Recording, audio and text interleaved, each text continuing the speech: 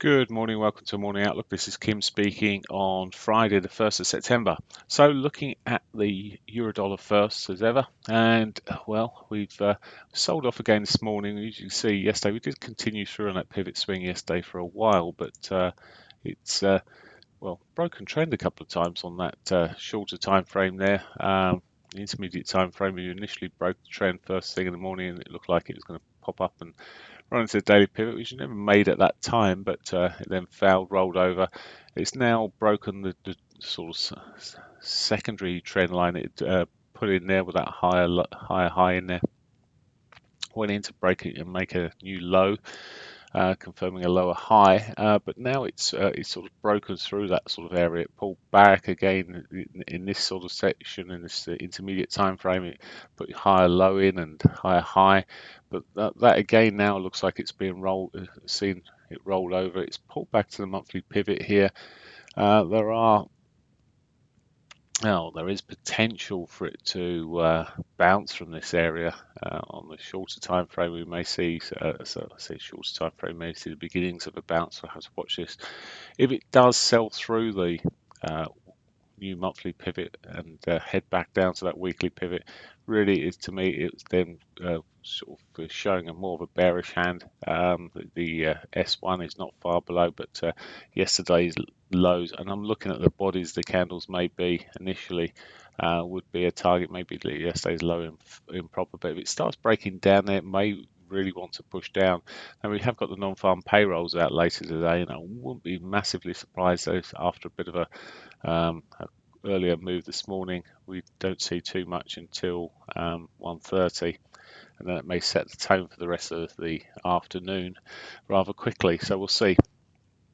But for now, it's as I say, it's whether or not it really breaks that monthly pivot for me. If it can could hold on to where it is, break the upper trend here, where we could be on for the R1. I'm looking then sort of towards higher lows then, and it's sort of making a more positive picture in what the big time frames is doing.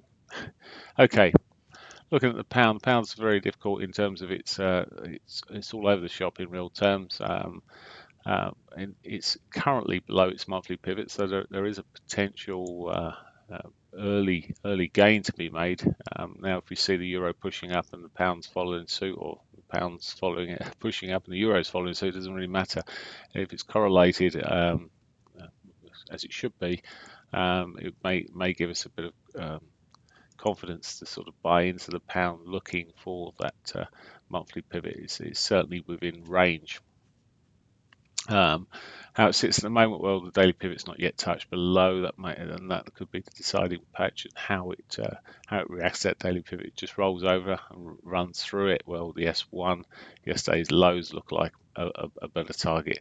Again, as I said with the euro, if the market, I expect it to be a bit busier this morning and then quieten down. And we are going into a holiday in the US for Monday, which some do tend to leave early, but it is non-farm payroll, so they'll probably hang on for this one. But it could be over quite quickly in the afternoon as they dash to the Hamptons. Okay, dollar yen. It's pushing up quite well up until yesterday afternoon. It completely reversed back to 21. It's sort of bouncing off the daily 8 at the moment. Monthly pivot still untouched below. I mean, it doesn't mean that it's definitely going to come back. It's all month to touch that, but the probability is quite good. It did actually miss last month, I believe. So there's the possibility, but we'll see how it's running at the moment. It's looking like it's pushing up reasonably well, and it could carry on back past yesterday's highs there. So yesterday's highs is certainly a target to the upside if it can maintain and get above this daily pivot that's running into at the moment. Aussie dollar's been a chop agent all week. It's not really given us a lot of guidance, although it's back. It took another bounce off the monthly pivot, which seems last month's pivot, I should say, which seems to have held it well, given it a lot of support over the last a couple of weeks. Now we're pushing up there now. Hit the daily pivot, sorry, monthly pivot that's ticked out of the way. It has got the daily pivot just a little bit lower, so may see a sell off there. But if it starts getting any sort of momentum in this sort of move up, I mean, it's looking like it's been trying to do it for most of yesterday afternoon. There was a bit of divergence at the highs there. It's rolled off from there. A bit of weakness coming through the Asian session effectively. It's whether or not it can hold at this point. If it continues to sell off with the daily pivot's an obvious target, may be heading back towards yesterday's lows. The S1 maybe as far as it gets, but we'll see how it runs. Anything, if it can get some traction, here's the upside breaks that 60-minute 8. I'll be looking more bullish towards it. Maybe looking at yesterday's highs, the R1 sort of zone. Okay, that's the Aussie. And finally, the Canadian dollar. So Canadian dollar gained strength yesterday and closed up stronger. Looking back towards the lows here as it's doing so. Now, if I bring this in, there we go.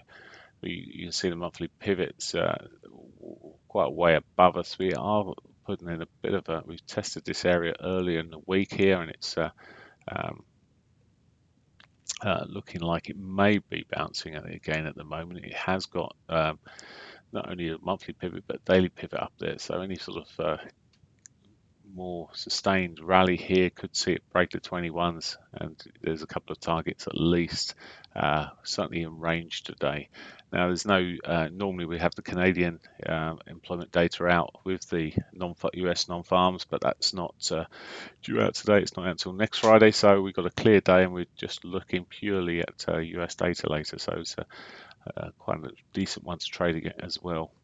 Okay, that's pretty much it for me. Only other bit of news we got out this afternoon is the at 3 p.m. we got is the manufacturing PMI. So there is a bit of data that's due after 1:30. It may just give a little bit of a kicker. Okay, have a good day. Bye for now.